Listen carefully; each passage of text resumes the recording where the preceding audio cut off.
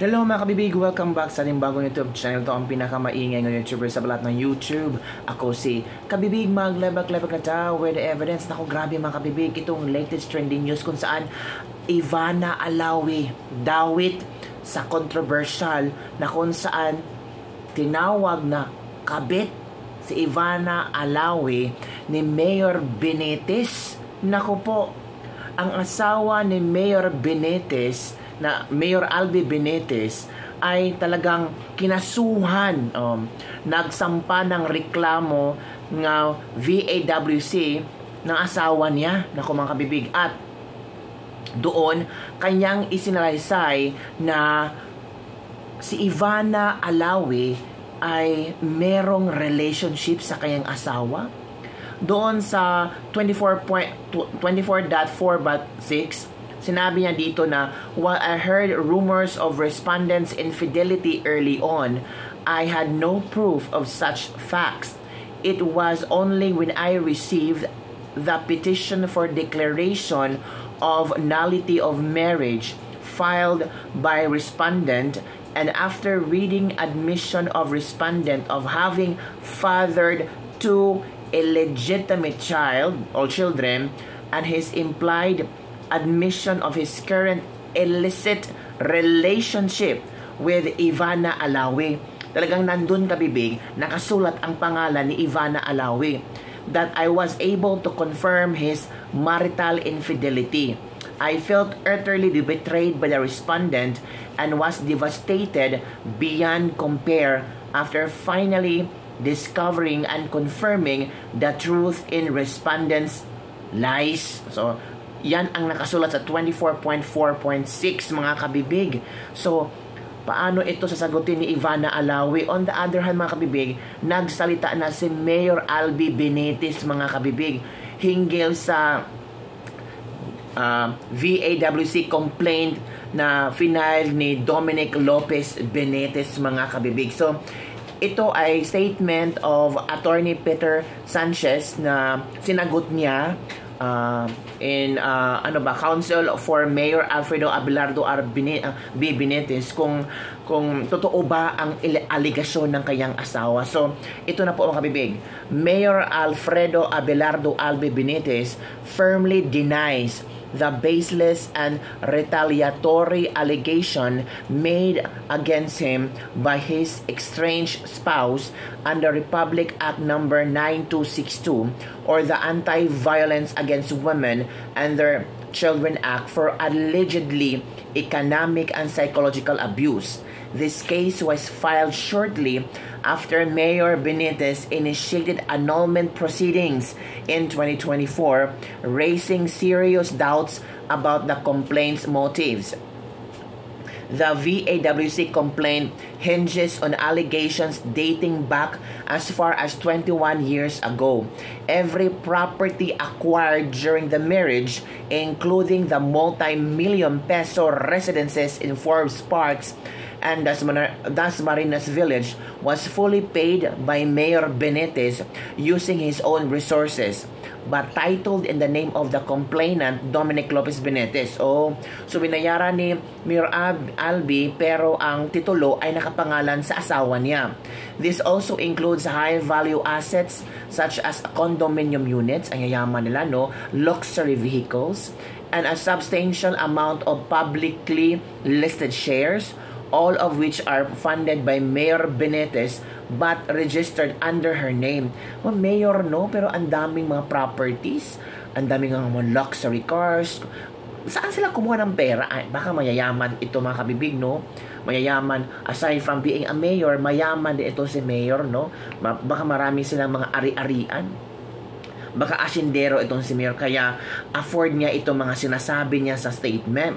Ito pa, despite a judicial dissolution of their property regime in 2004, Mayor Benitez continued to provide not just ordinary support but a high standard of living, shouldering personal household and even extended family expenses for more than 2 decades. This included the complainant's travel, business ventures, staff, and credit card charges even long after their separation. So, nagbuhay reyna pala itong asawa ni Mayor Benitez kasi lahat ng gagastusin, lahat pati credit card, siya ang nagbabayad, si Mayor Albi Benitez. Pero, bakit sinampahan ng kaso si Mayor Albi Benitez at nadamay pa si Ivana Alawi?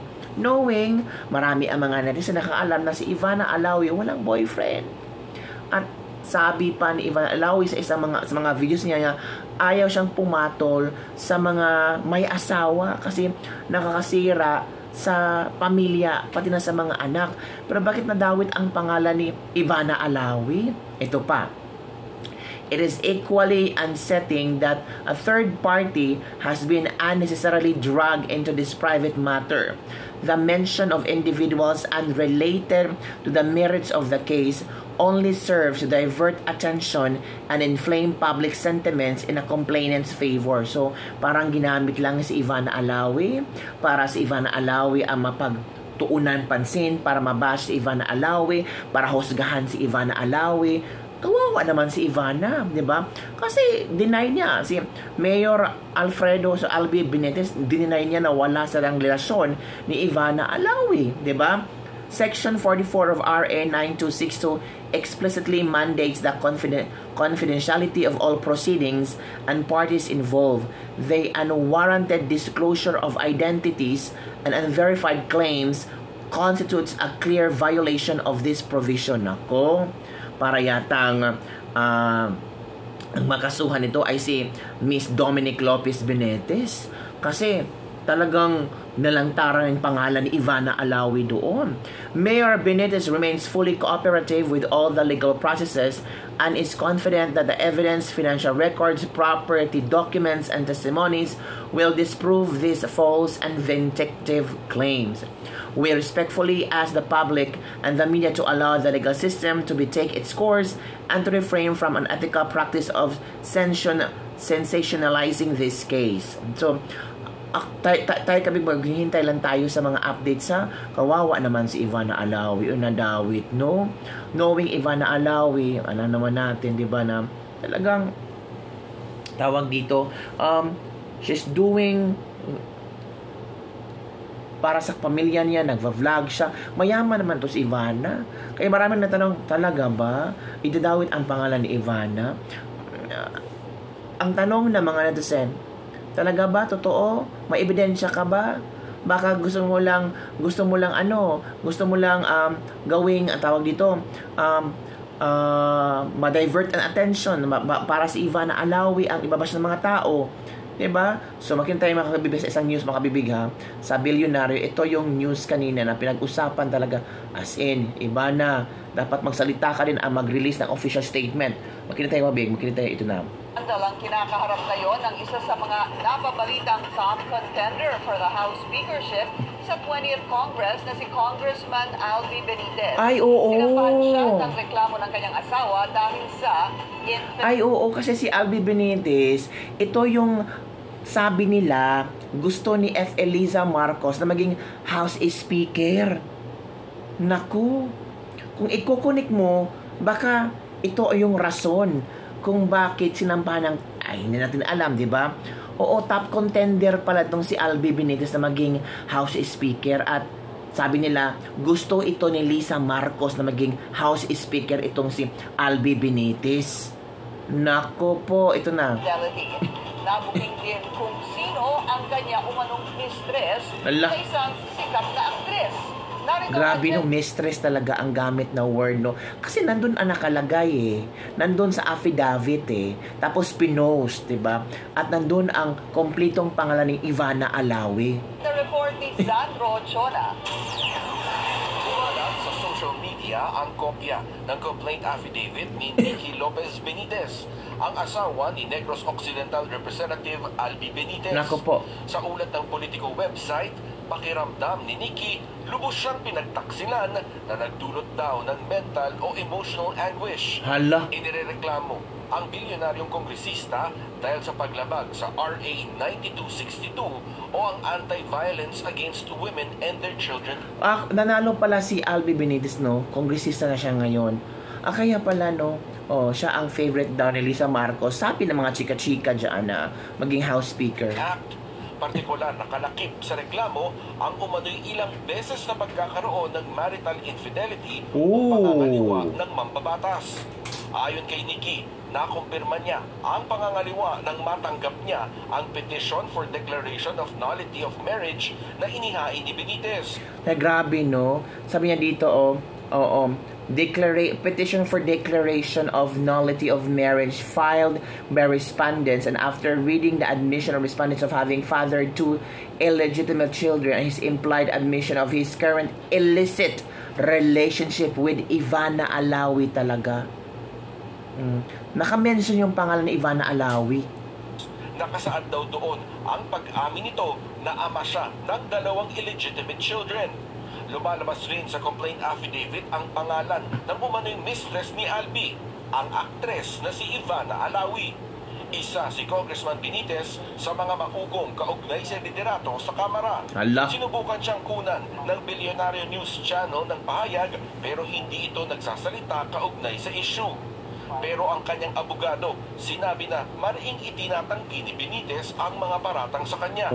Questionable rin daw ang motibo ng asawa ng mambabatas. O nga, no, ano kayang motibo ng kanyang asawa? Yung iba sabi, gusto ng hustisya.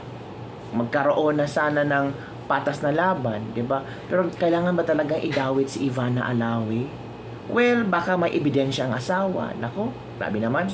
Pero handa raw ang kanyang kliyente na makipagtulungan sa kaso. So yun, kabibig. Well, at least naman handa si ano. Ito pala yung storya daw. From Abante Radio, ha. Kontrobersya sa pagitan na Ivana Alawi, Mayor Albi Benitez, umabot sa kasong legal. Start pala ito February 2024. Umingay sa social media ang chismis ukol sa di umano romansa sa pagitan ng actress na si Ivana Alawi at Bacolod City Mayor Albi Benitez. Ayon sa ilang netizen, nakita umano ang dalawa na magkasama sa Baguio at isang paliparan patungong Tokyo, Japan. That's what February yan. February 9, naglabas na makahulugang mensahe si Ivana Alawi sa kanyang Instagram story na nagsasabing, "A clear conscience laughs at a false accusation." Kalakip ng mga clown emojis. Marami ang iniwalang ito ay tungkol sa mga kumakalat na paratang. Yan. February 10, nilinaw ni Alawi sa publiko na wala siyang romantikong ugnayan kay Mayor Benitez. Anya nakakilala lamang sila sa Bacolod sa trabaho at inilarawan niyang maasikaso at magiliw ang alkalde. Dagdag pa niyang kasalukuyan siya nagipagrelasyon sa isang kagalang-galang negosyante at hindi isang politiko. So, dapat talaga lumabas na yung boyfriend ni Ivana para matapos na istorya. February 12, naglabas ng pahayag si Mayor Benitez na mariing pinabulaanan ang chismis. Ayon sa kanya, nagkataon lamang ang pagkikita ni na Alawi sa paliparan habang siya ay nasa biyahe patungong Japan para sa negosyo. Humingi rin siya ng paumanhin kay Ivana at sa pamilya nito dahil nadamay sila sa isyo. Next, May 29, uminit muli ang kontrobersya matapos magsampa ng reklamo si Nikki Lopez, hiwalay sa asawa ni Mayor Benitez. Sa ilalim ng Republic Act 9262 or Anti-Violence Against Women and Their Children Act. Inakusahan niya ang alkalde ng pang-ekonomiya at psikolohikal na pang-aabuso. Binanggit niya si Ivana Alawi bilang di umano'y kalaguyo ng kanyang asawa at nagbakos na panibagong yugto sa isyo. Ngayon, legal na itong usapin, mga kabibiig. Nako po. Nagsimula ang kontrobersya sa mga kahaka social media, ngunit agad itong pinabulaanan ng Ivana at Mayor Albi Benitez. Makalipas ng 1 taon, muling nabuhay ang isyo at ngayon talagang nadawit ang pangalan ni Ivana Alawi kasi nagkaso talaga ng legal na kaso ang asawa. Naku po, ano kaya ang reaksyon ng mga netizen nito? Lalo na yung mga fans ni Ivana Alawi. Naku, sabi ng iba, nako si Ivana takot, tawag dito, hindi na daw ma-message sa kanyang Facebook. Baka, ayaw lang ni Ivana ng gulo. And I hope na malagpasan ito at talagang masagot ito ng management at ABS-CBN kasi I think Star Magic itong si Ivana para naman malinawan ang mga tao. Kasi parang hati ang mga tao ngayon, paniniwala nila, bakit pa kumerkiringking itong si Ivana knowing mayaman naman itong si Ivana, ano bang pangailangan niya?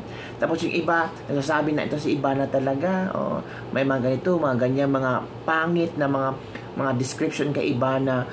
Tayo no, very judgmental tayo no. Pero kabibig, nandun sa affidavit ang pangalan ni Ivana Alawi. Paano iyon na baka may ebidensya yung asawa no? Pero magkita tayo sa mga updates mga bibig ha. So yun lang po ang ating latest level for today. Don't forget to like, subscribe, and share this video para sa mga latest news sa ating pag-usapan. Bye everyone, see you next time.